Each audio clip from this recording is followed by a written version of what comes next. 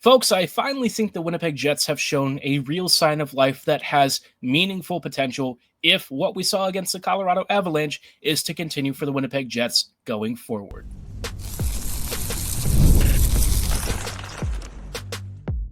You're Locked On the Hockey Jets, your daily podcast on the Winnipeg Jets, part of the Locked On Podcast Network, your team every day. Evening, Jets fans, and welcome to this episode of Locked On Winnipeg Jets, part of the Locked On Podcast Network, your team every day. I'm your host, Harrison Lee, an avid Winnipeg Jets fan and an online blogger. You can follow me on social medias at HLLivingLoco and at LO_Winnipeg Jets, wherever you have your favorite account. Tonight's episode, like you just heard me mention before, the Jets have finally shown a legitimate sign of life.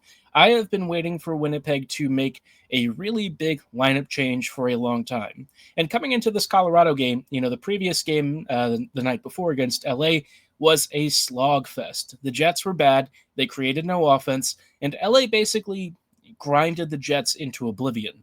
Not in the physically heavy sense where you would expect maybe a bit of a slugfest where guys are just beating the tar out of each other. That's not what LA does. The Kings used to be a very bully type team, but now they're a suffocating team. They just close off space. They basically shut down your routes of counters, your offensive zone creation, and a lot of the offensive opportunities that the Jets have tended to live off of. And so, this game against the Avs really presented a big challenge for the Jets. Could Winnipeg identify what went wrong against LA and right the ship before you face a 4-point game? Sure, you did start Hellebuck in this one, which obviously gives you the best opportunity in goal, but, the Jets would be tired. You'd be coming off of a dispiriting overtime loss at home against LA. Your form since November has been 500 or lower, and you really need to kind of evaluate what this team is before you start getting to the point of the season where you're not really sure, what to change and what to fix. And I think if there's one criticism I've had throughout this team's season so far, and you heard me talk about it the last episode, it's that Winnipeg is just too stubborn for its own good. They don't make changes. They haven't really opted to alter anything significant other than tweaking some depth lines and pairings, and that's just not good enough. The Jets have been a mediocre to bang average at best 5v5 team, and they've lived off their power play and goaltending for most of the season. Earlier this year, it was less of a problem, and sure, the win streak was amazing, but we all know that the most important thing is, can the Jets win in the playoffs? And we know that that's not really been happening the last few years. This game against the Avs, Winnipeg was forced to make a couple of lineup adjustments thanks to the injury to Vlad Nemesnikov. Now, I've talked about Nemesnikov having been a real problem with Ehlers and Perfetti. He tries very hard. You always get the max of his effort. He'll block shots. He, quite frankly, wears the badge on his heart as well. But, I think with what the Jets need out of that role, he's just not capable of carrying that flame. And Ehlers and Perfetti together have been atrocious. The Jets were initially going to just run Lowry between those two this evening. Instead, though, after, some shifts and stuff, the Jets opted to swap Iafallo and Perfetti so that you ended up with Lowry, Ehlers, and Iafallo on your second line, and Niederreiter, Kupari, and, of course, Perfetti on your third. And this change, I think, is the first really big lineup change that we've seen from the Jets in months. Winnipeg, for the most part, has generally been status quo with this team, and I think that that's partly what's driven me nuts. This team hasn't really played that well and needed a paradigm shift with their top nine and how they view their player combos and matchup ability. And this was the first time where they actually did something that had a really tangible impact. Usually they only ever tweak the third pairing with Stanley or Heinola or Coghlan or Miller, something along those lines. Maybe they bring in David Gustafsson over Kupari or something. It's just never really been that impressive. This time, they actually made some really meaningful changes, and I think the two biggest things were that you had Lowry as your 2C, and you got Ehlers and Perfetti away from each other. And what did you notice in this game against Colorado? Winnipeg was able to create a lot more offense. They generally limited, Colorado's most dangerous players to Sure, some good opportunities, but not as many as you might expect normally.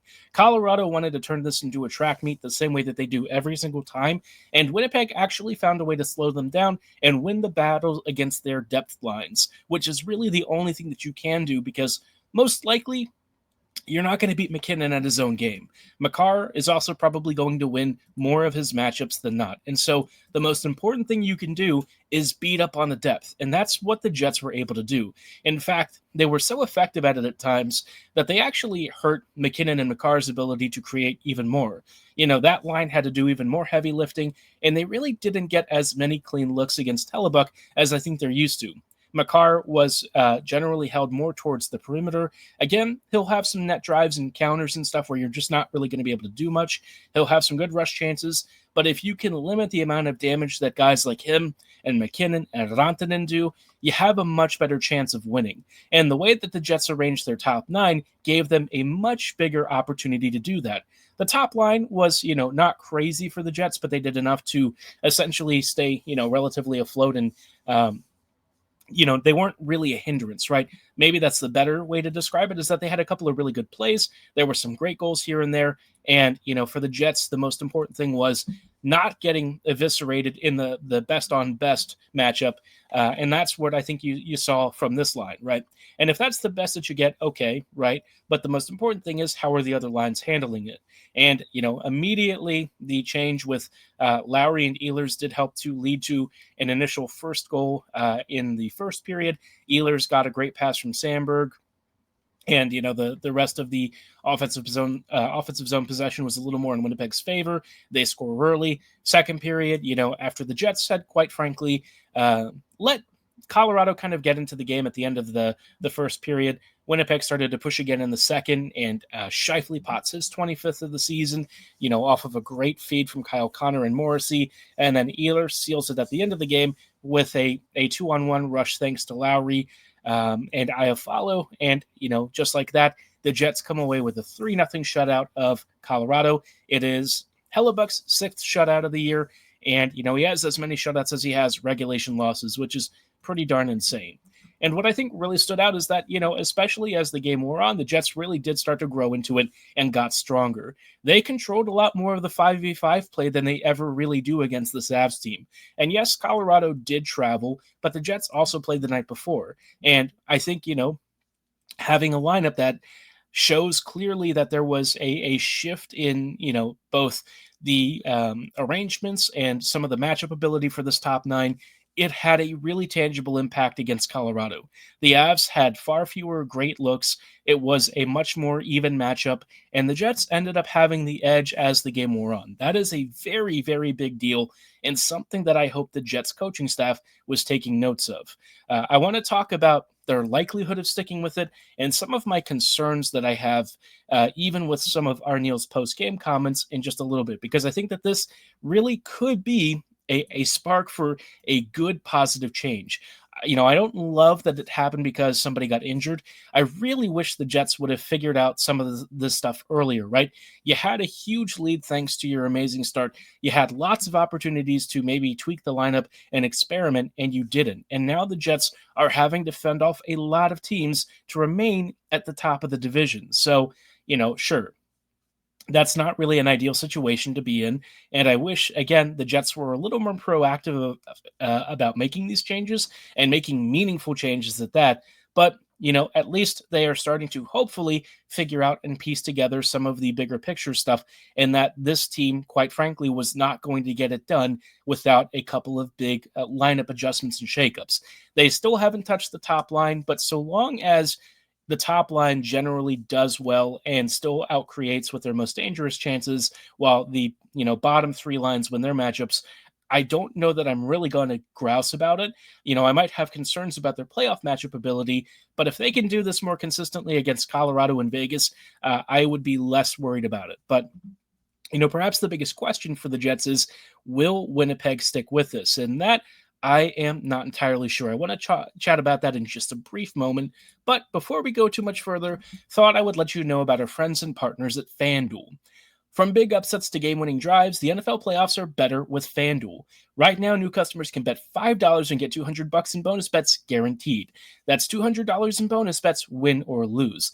The FanDuel app gives you everything you need for live bets, same-game parlays, and so much more. Obviously, with the NFL playoffs really getting into high gear now, we just had the first couple of games of the wild cards. As a Ravens fan, I was thrilled. If you're a Steelers fan, I am so sorry. That didn't exactly go well. Ditto for you Chargers fans. I'm sure you didn't enjoy watching the Texans get roughed up. But this coming game later this afternoon, you've got Broncos and Bills and Packers and Eagles, which is going to be a big, big matchup, right? I would say that for the Bills, I'm expecting them to win by 1 to 2 touchdowns. I would say the over a touchdown win for Buffalo, maybe something like that for the Eagles too. But these are going to be tough games, probably better than what we saw yesterday. So, the only way that you're actually going to be able to cash in on all of this is to join FanDuel.com right now. And again, you'll get started with $200 in bonus bets if you win or lose your first $5 bet. That's only with FanDuel.com. Make this playoff season unforgettable with FanDuel, an official sportsbook partner of the NFL.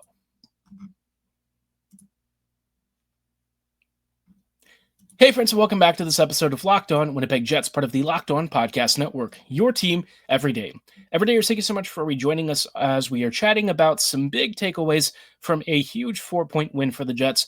Yes, it is technically not a 4-point game.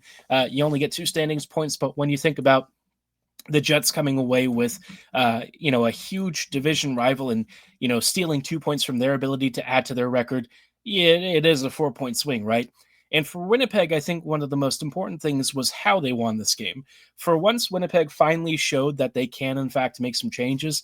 And like I said, I don't love that it was necessity being the mother of invention here. Nemesnikov being injured shouldn't suddenly create the scenario for a paradigm shift. Yes, he is your 2C on paper, and yes, he has been playing that role, but we all know that wasn't really working that well. If you're really truly looking at the statistical underlying metrics for this team, and you're actually examining, a lot of the footage and stuff coming out of these games, that the Jets weren't playing well at even strength. It really didn't take a genius or even somebody with coaching experience to see that stuff just wasn't working, whether it was the second line, some of the defensive pairings, all that fun stuff. At various points of the season, it's been the top line that's had issues. Recently, less so, but, for the team that frankly has to win more by committee, you can't afford to have too many weak lines or defensive pairings. You just don't have that luxury. And so for the Jets to come out of this game with a much better, much stronger 5v5 performance against one of the teams that I think really pushes them to be their absolute best and usually, puts Winnipeg kind of behind the 8 ball in almost every playoff matchup, it's a big deal. I know that the Jets beat Colorado last year right before the playoffs, but I don't really count that game, right? I think about how Winnipeg has had to win in the past or even really relied upon the goaltending and stuff to carry them through. And this game wasn't really that situation. I mean, yes, Helly is amazing. And yes, he did make some tremendous saves, but it felt like he had to do it less frequently than some of these games usually go. And what I'm hoping is that the Jets look at the fact that their lineup changes had such profound impacts and they stick with it. This is something that they don't ever do, right? Whenever they make these changes, usually the Jets shy away from really committing to it, even in the same game at times. We've seen Lowry get the 2C role when somebody gets hurt, and then the Jets immediately go away from it just a few shifts later. And for me, I just don't understand. If you're going to make a really good change or one that's experimental, why not follow it through to the fruition and see what happens, right? Finish it to the end, see what it does. And if it doesn't work for a couple of games, fine. Even if it doesn't work for one game, sure, I guess you can go back. But I think the reality with the Jets is they've become complacent with combinations that they should know don't work. We've seen a lot of trios on this team really get a lot of ice time together, even when their results are very mixed or sometimes just outright bad. And for me, I don't know why Winnipeg doesn't experiment.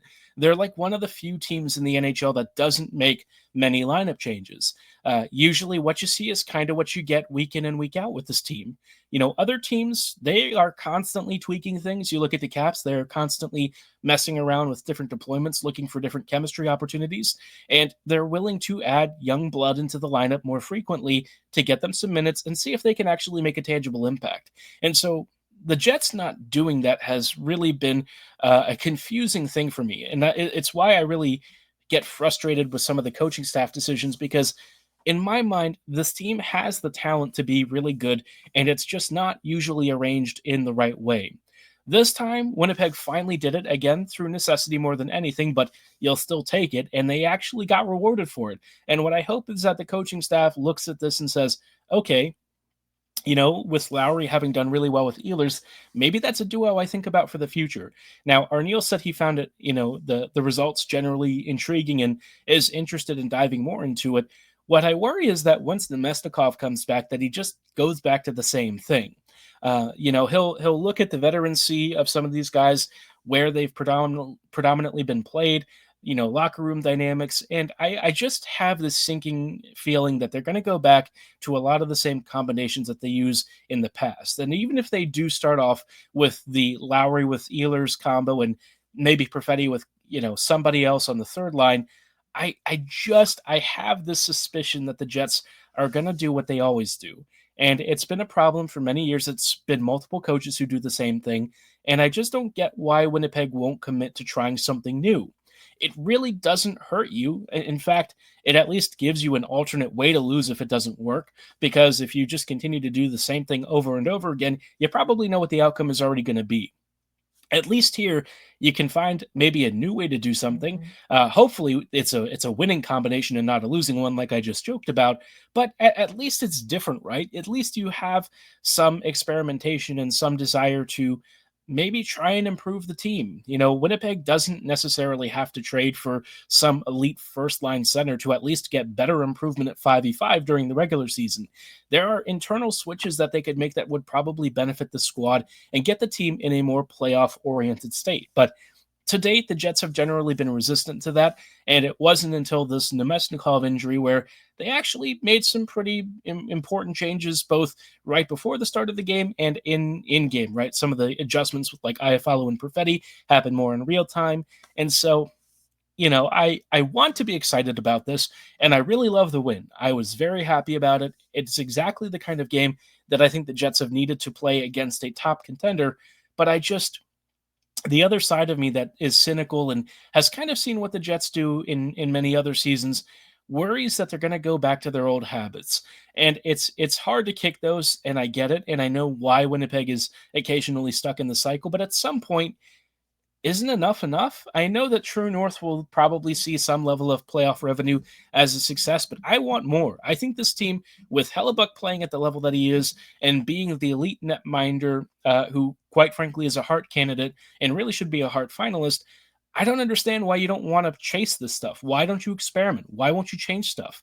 A game like this, I hope, is a huge red flag that the way that you've been doing things before wasn't really working.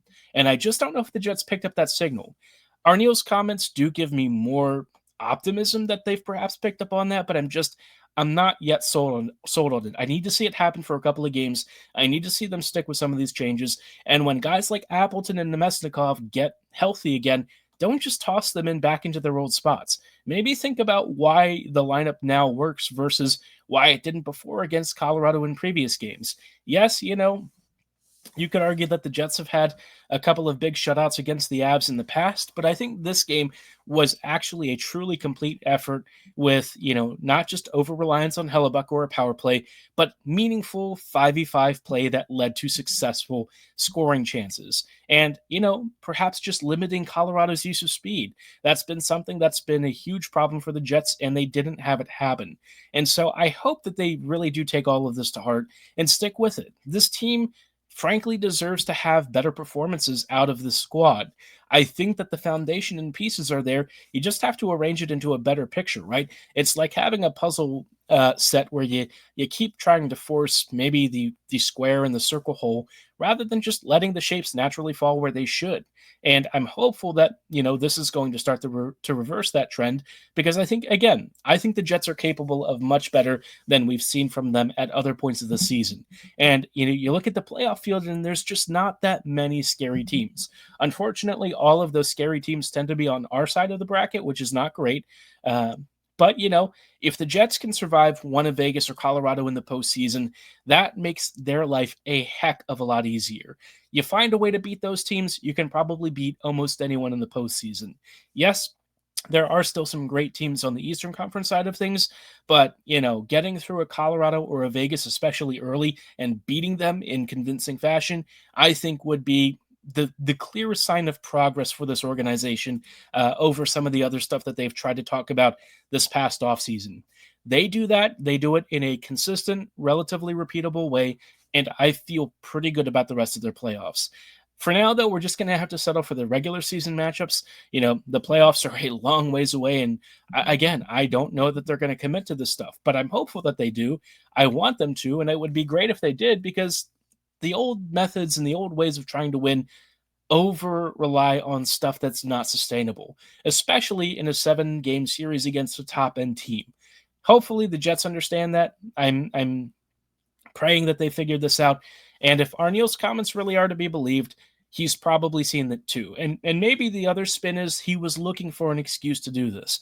I don't know that that's how I read it yet, but we'll give a tiny sliver of the benefit of the doubt, even if I don't really want to for the time being. But, well, the Jets are obviously trying to sort things out. And one of those bigger questions and part of the lineup challenge has been, what do you do with Cole Perfetti? What is going on with him, and why is he pointless in many of his recent games? I want to chat about that and sort of the Jets trade picture, because I'm seeing more and more people talking about shooting Perfetti into the sun in a trade, instead of perhaps being a little more patient. And I want to talk about 2 scenarios where I think you can make either argument, but we'll get to that in just a brief moment. Before we go too much further, though, did want to shout out our friends and partners at Gametime.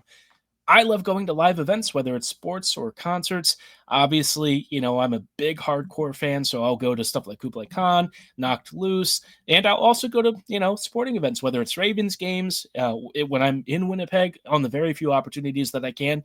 I enjoy going to Canada Life Center. The energy and excitement are always unforgettable, and there's just no better place to be when the game is on the line. And Gametime has made it even easier to get tickets to your favorite events with their new feature, Gametime Picks. This option lets you find the hottest deals for the best seats without all the extra fluff and sorting through tons of other tickets. I used this for a Ravens ticket last year against the Kansas City Chiefs. It brought the best deal and value and showed me a seat view from an upper level section right at the top of the list. It showed me all the fees up front, and I really couldn't ask for more. Like me, if you want to save time and money, take the guesswork out of buying tickets with Gametime. Download the Gametime app, create an account, and use code LOCKEDONNHL for $20 off your first purchase. Terms apply. Again, use code LOCKEDONNHL when you make your account for $20 off your first purchase. Download Gametime today. What time is it? Gametime.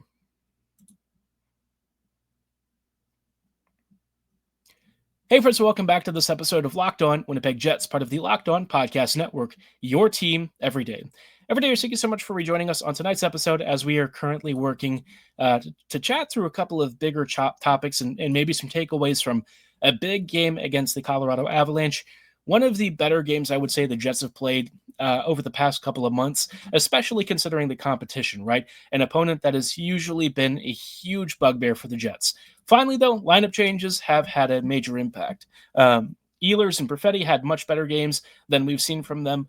But I want to chat about Perfetti in particular, because I think his game has actually been good for a while, and I think a lot of it goes under the radar.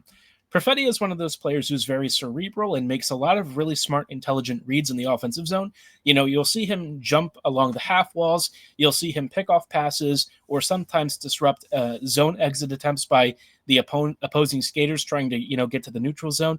And then by the time he wins the puck battles or whatever, or gets the possession, he'll try and send it to a line mate, and neither Ehlers nor Nemesnikov have really made any use of it. Nemesnikov, the play kind of dies on his stick.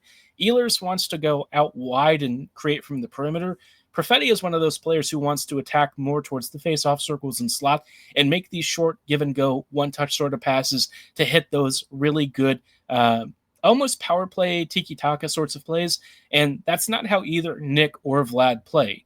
Vlad's better as a wide forechecker, Ehlers is better as a wide creator, and Perfetti probably should be at least attempting to play at center rather than having him as a winger, especially with his top-end speed not being that crazy. But I've seen him continually be the one who gets a lot of the blame for what's happened with this line, and I just don't see it. Yes, you'd like him to maybe hit a few more goal-scoring chances and opportunities, but I think the biggest thing is that he's trying to dish to somebody, and no one's really on his wavelength. And when you finally get him away from that, you get a Niederreiter who's willing to crash the net, who's willing to dive into the slot and attack the goal crease. That's exactly the sort of player that you want him to be with. A good down-low trigger man, or somebody at least who's willing to create chaos in that slot area. That's where I think a player like Perfetti is going to make a ton of hay. And I'm not really willing to just write off a dude who had 38 points last year, despite having less than 14 minutes a night of ice time. Even in his recent 8-game or 9-game points drought, he's still around a half a point per game pace for this whole season, which for a guy, on like a 3.25-ish million contract for the year or so, that's pretty darn good, right? You don't really find many players who are both defensively responsible and also creative enough to get some great scoring opportunities for that price. And, there are scenarios where I would say he's available for trade.